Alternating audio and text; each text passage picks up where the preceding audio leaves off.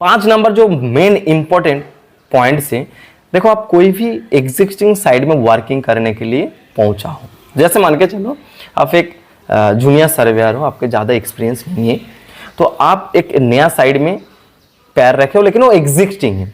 जैसे मान के चलो पहले काम हो चुका है, मान के चलो आपको 2 टीबीएम का कोऑर्डिनेट दिया है और बोला है जो चलो आप सर्वे वर्किंग स्टार्ट करो, लेकिन आप उस 2 टीबीएम को लेके सर्वे वर्किंग स्टार्ट नहीं करोगे। मेरा सलाह ले लो, आप कर तो सकते हो बट आप नहीं करोगे। क्यों? उसका रीजन है आप सोहेगा। इस welcome back to my channel survey civil में आप लोगों का स्वागत है। आज हम लोग सर्वे वर्किंग में 5 मिस्टेक के बारे में बात करने वाले हैं। देखो, हम लोग सर्वे वर्किंग जब करते हैं बहुत सारा मिस्टेक होता है। इवन सर्वे वर्किंग में नहीं, कोई भी काम हम लोग जब करते हैं मिस्टेक होता है, लेकिन उसको किस तरीके से हम लोग सॉर्ट आउट कर सकते हैं, क्या किस तरीके से मिस्टेक होने से पहले हम लोग उसको रोक सकते हैं, आज हम लोग इस वीडियो में सीखने वाले हैं। देखो, ज़्यादा से ज़्यादा मैंने वीडियो बनाता हूँ फ्रेशर बंदों के लिए।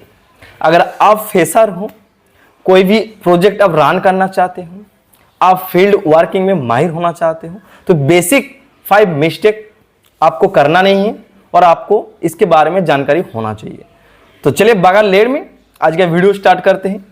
5 पॉइंट क्या क्या है जान लेते हैं, और 5 नंबर जो पॉइंट है काफ़ी इंटरेस्टिंग है, आपको भी जानना आवश्यकता है।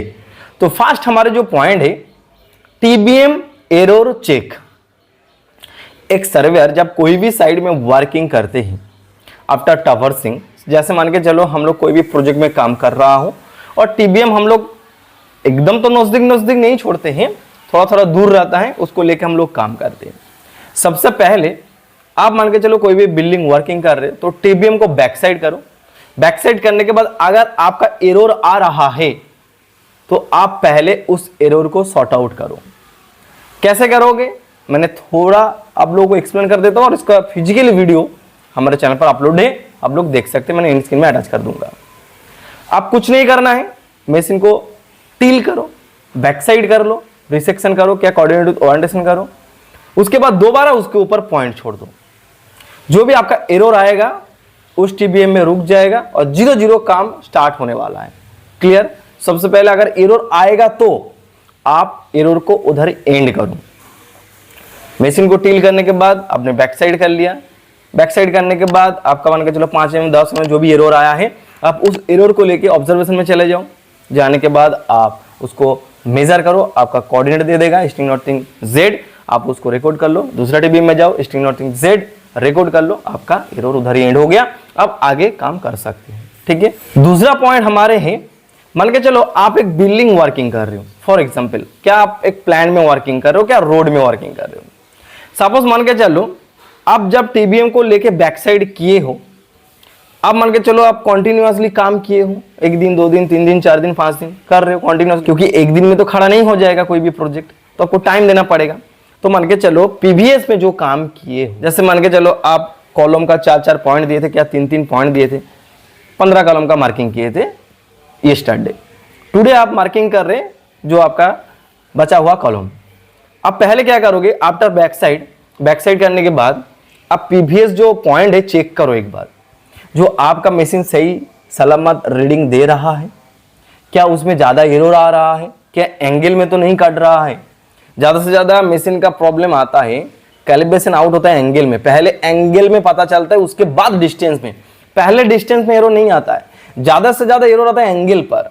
तो जब चेकआउट करते हैं ना, मेक श्योर करना जो आप पीवीएस में जो काम किए थे वो सही सलामत मिल रहा है कि नहीं। 1 mm 2 mm तो चलेगा, खैर कोई मुश्किल नहीं है, बट ये चेक करना लाजमी है। अगर आप दूर से काम कर रहे हो तब भी आपका मुश्किल होता है, थोड़ा सा देख लेना ये चीज़।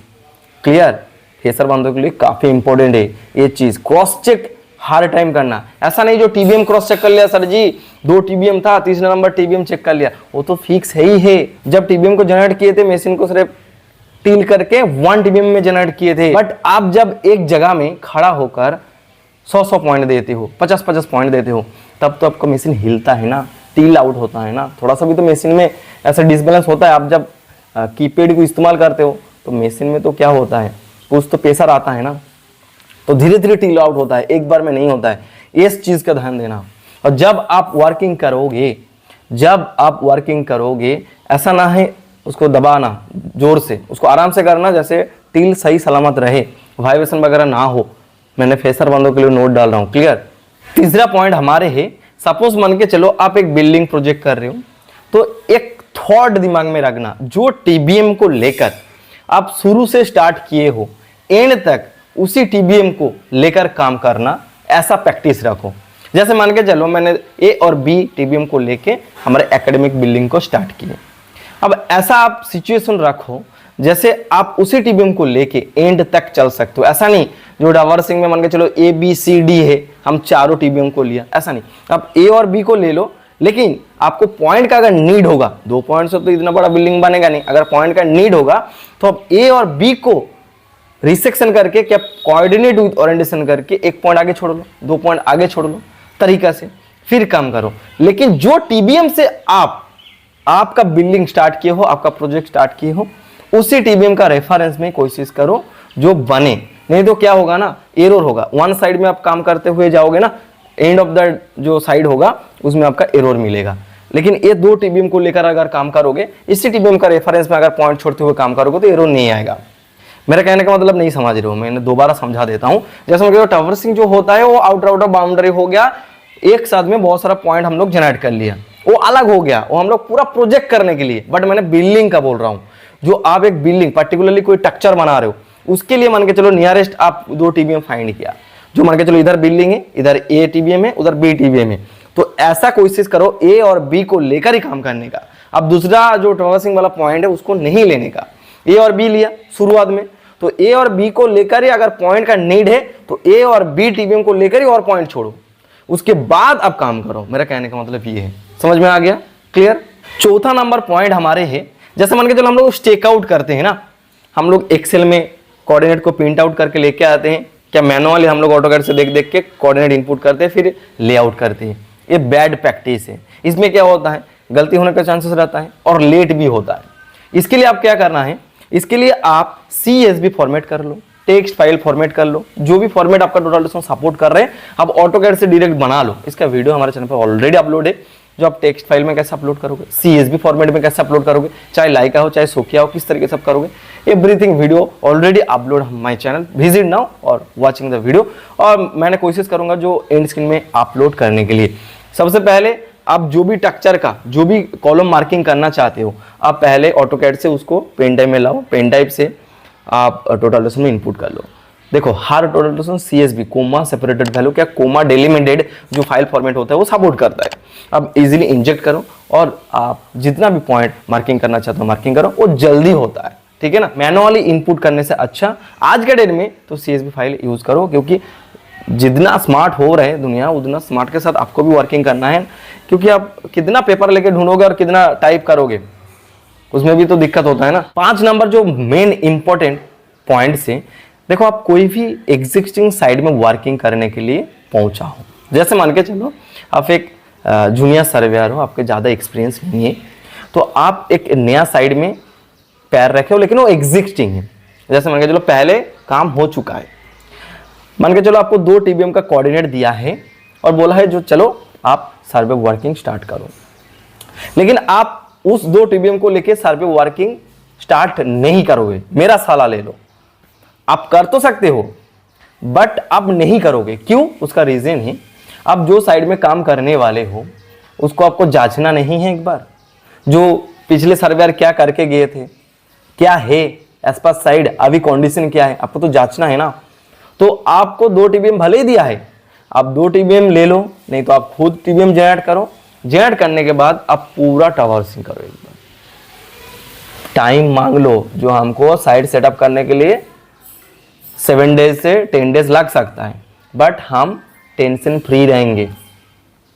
ऐसा तो नहीं जो 2 टीबीएम से हम प्रोजेक्ट स्टार्ट कर दिया और आखिरी में जाके देख रहा हूं ये बिल्डिंग बाउंड्री का बाहर आ रहा है, क्या फाउल कर रहा है, ऐसा लाजमी है होना।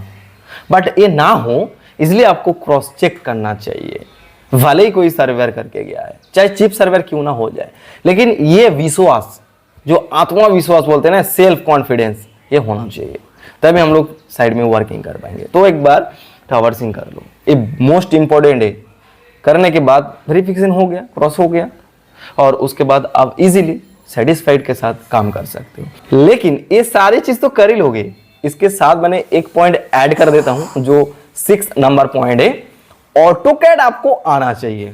भाई आज का डेट में सर्वेयर का ग्रीफ है ऑटोकैड। अगर आप ऑटोकैड नहीं जानते तो सीधा खड़ा नहीं हो सकते। जैसे मान के चलो हम लोग पैर से खड़ा होते हैं ना, तो अगर पैर नहीं रहेंगे तो आप खड़ा नहीं हो पाएंगे। अब बात करेंगे, बोल सकते, खा सकते हैं, हाथ से काम कर सकते, लेकिन खड़ा नहीं हो सकते। तो आज का डेट में ऑटोकैड एक सर्वेयर का ग्रीफ है, क्या लेग बोल सकते हो, खड़ा होने का, स्टैंड बाय। तो ऑटोकैड आपको मस्ट सीखना है, चाहे आप जूनियर हो चाहे आप सीनियर हो। अभी भी नहीं सीखे तो आज से स्टार्ट कर दो ऑटोकैड सीखना, क्योंकि आज का डेट में ऑटोकैड बिना एक सर्वेयर अधूरा है। क्लियर?